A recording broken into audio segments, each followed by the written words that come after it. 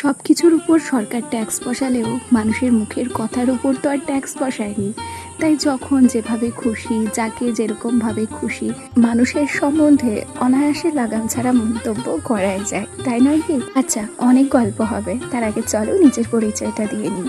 নমস্কার, কেমন আছো সবাই? আমি রিমি। আজকে আমার আরও একটি ছোট্ট ব্লগে তোমাদের সবাইকে অনেক অনেক স্বাগত জানাই।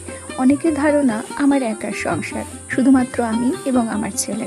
বর তো চাকরি সূত্রে বাইরে থাকে, খুব কমই ছুটিতে আসে, তাই তাদের ভাবনা চিন্তা যে আমার সংসারে হয়তো কোনো কাজই নেই। তবে সত্যি বলো তো, যে একার সংসারে সত্যিই কি কোনো চাপ থাকে না? আমার তো মনে হয় যার একার সংসার তার চাপ সবচেয়ে বেশি। এক কথায় বলতে পারো, সকালবেলায় না আমার এদিক ওদিক তাকানোর কোনো সময়ই থাকে না। সকালে উঠে আগে শোনার জন্য টিফিন রেডি করতে হয়, তারপর ওকে ঘুম থেকে তুলে রেডি করতে হয় স্কুলের জন্য। বলতে পারো সকাল থেকে ঘন্টা দেড়েক কি দুয়েক সময় আমার এইভাবেই অতিবাহিত হয়। সোনাকে স্কুলে পাঠিয়ে তারপর বাড়ির যাবতীয় বাসি কাজকর্ম একা হাতে সারতে হয়। আর সেই সাথে বললাম, চাকরি সূত্রে যেহেতু বর থাকে বাইরে, তাই আমাদের যে কোনো সুবিধা অসুবিধে আমাকে নিজে হাতেই হ্যান্ডেল করতে হয়। সুতরাং বলতে পারো অন্যান্যদের সংসারের চাইতে একা সংসারের কাজ কিন্তু দ্বিগুণ থাকে।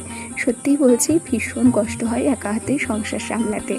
গল্প করতে করতে আজ বৃষ্টি পড়ছিল, তার মধ্যেই সোনাকে আমি রেডি করে দিয়েছি। আর সোনার স্কুলের গাড়িও চলে এসেছে, ওকে পাঠিয়েও দিলাম স্কুলে। চলো এখন আসি, টাটা।